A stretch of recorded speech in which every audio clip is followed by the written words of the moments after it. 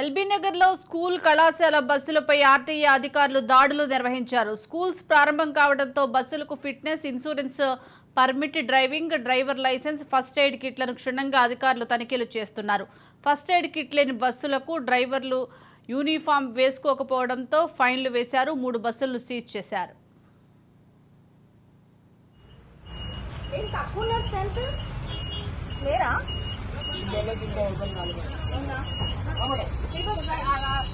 थोड़ा साइड में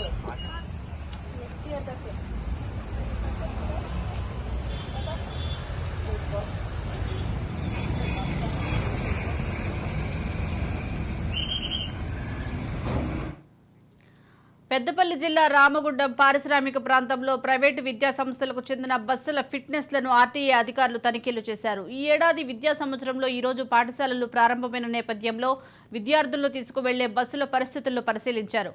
వాహనాలకు సంబంధించిన అన్ని రకాల ధృవీకరణ పత్రాలు, బస్సుల ఫిట్నెస్, డ్రైవర్ ఫిట్నెస్ సర్టిఫికెట్లను, అదేవిధంగా బస్సులో విద్యార్థుల సంఖ్య తదితర విషయాలను పరిశీలించారు.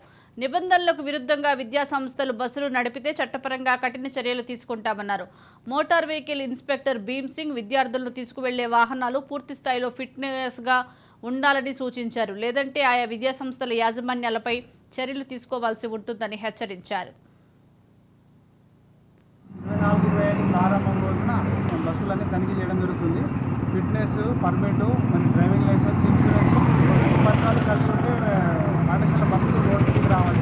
ఓవర్లోడ్ ఉన్నా కానీ మేము ఆ కేసులు నమోదు చేస్తాం. ఫిట్నెస్ లేని బస్సులు సీజ్ చేయడం జరుగుతుంది. అవి ఫిట్నెస్ లేని బండ్లను ఖచ్చితంగా సీజ్ చేయడం జరుగుతుంది.